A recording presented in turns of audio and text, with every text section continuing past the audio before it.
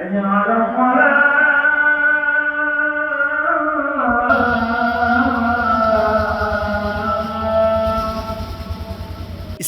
সভ্যতা বিকাশে মধ্য এশিয়া থেকে দক্ষিণ ও দক্ষিণ পূর্ব এশিয়ার অনেক অঞ্চলে বিভিন্ন সময়ে শাসকদের হাতে প্রচারিত হয়েছে ইসলাম ধর্ম।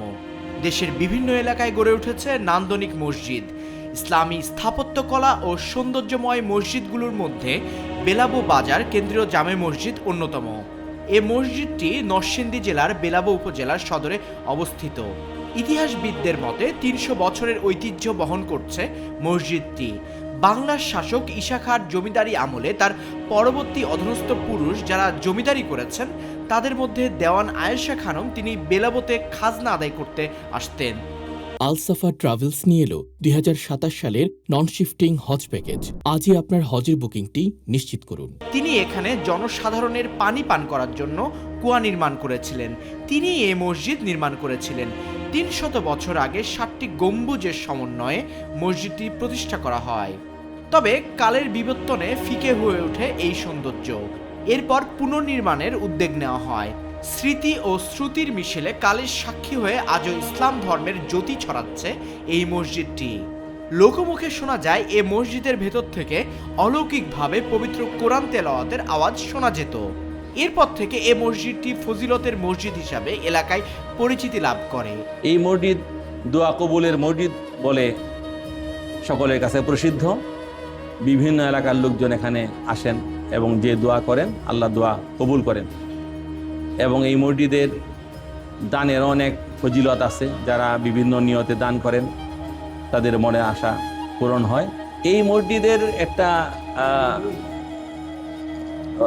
বিষয় আগে থেকেই মানুষের কাছে আমরা শুনেছি যে এই মসজিদ যখন ছিল না তখনও এই জায়গার মধ্যে কোরআন তেলাওয়াতের আওয়াজ শোনা যেত। যেমন আপনারা অনেকে হয়তো জানেন পাগলা মসজিদ সৃষ্টি হওয়ার আগেই এই পাগলা মসজিদের যে জমিনটা ছিল ওইখানে প্রতি ওয়াক্তে আজান শোনা যেত।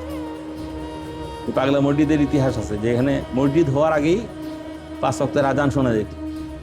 এই মসজিদ হওয়ার আগেই এখানে কোরআন তেলাওয়াত শোনা যেত, যে কারণে মানুষের এইটার প্রতি আকর্ষণ সৃষ্টি হয়। উক্ত মসজিদে বেলাবো উপজেলা ছাড়াও পার্শ্ববর্তী উপজেলা কুলিয়াচর ও মনোহরদী হতে শত শত ধর্মপ্রাণ মুসল্লি নামাজ পড়তে আসেন। প্রতিষ্ঠা লগ্ন থেকে জুম্মার নামাজে মুসল্লির সংখ্যা ধারণ ক্ষমতার বাইরে চলে যেত। মসজিদটিকে নান্দনিক নতুন রূপে সাজানোর পরিকল্পনা করেন নরসিংদীর মনোহরদী উপজেলার কৃতি সন্তান আব্দুল কাদের মোল্লা। একজন সমৃদ্ধ শিল্পপতি কাদের মোল্লা সাহেব এই মসজিদটা সংস্কারের হাত দেন এবং সেটা 2008 সালে সেটা সম্পন্ন হয়। তারপর এবং সেটার আর্কিটেক্ট ছিলেন মামুন সাহেব নামে এক লোক। আর সকলেই দোয়া কবুলের মসজিদ মনে করে এখানে নামাজ আদায় করেন। আমরাও সেই দোয়া করি, আল্লাহর কাছে চাই এবং অনেক রহমতের মধ্যে আল্লাহ আমাদেরকে রাখছেন। সেই দোয়া কবুলের মসজিদ বলেই অনেক লোক এখানে মানত করেন, অনেক জিনিসপত্র দেন, হুজুরের কাছ থেকে পানি পড়া নেন। আমরা সকলেই সেই উপকার পাইতেছি এবং এভাবেই সেটা চলমান আছে। দেশের দ্বিতীয় বৃহত্তর মসজিদটি 2006 সালে প্রায় 400 কোটি টাকা ব্যয়ে থামেক্স গ্রুপের প্রতিষ্ঠাতা চেয়ারম্যান আব্দুল কাদের মোল্লার অর্থায়নে পুনর্নির্মাণের কাজ শুরু হয় এবং 2008 সালে মসজিদের পুনর্নির্মাণ কাজটি শেষ হয়। বর্তমানে মসজিদটিতে মুসল্লিদের ধারণ ক্ষমতা 1200 জন হলেও জুম্মার দিন কিংবা রমজান মাসে তারাবি নামাজের সময় ধারণ ক্ষমতার চেয়ে 3 গুণ অর্থাৎ 20 থেকে 22,000 মুসল্লির সমাগম ঘটে। আধুনিক স্থাপত্য শৈলীতে নির্মিত এই মসজিদটিতে ইসলামিক স্থাপত্যের বিভিন্ন উপাদান ব্যবহার করা হয়েছে। বিশাল গম্বুজ, উঁচু মিনার, সুন্দর কারুকার্য এবং প্রশস্ত প্রাঙ্গণ মসজিদটিকে একটি অনন্য রূপ দান করেছে।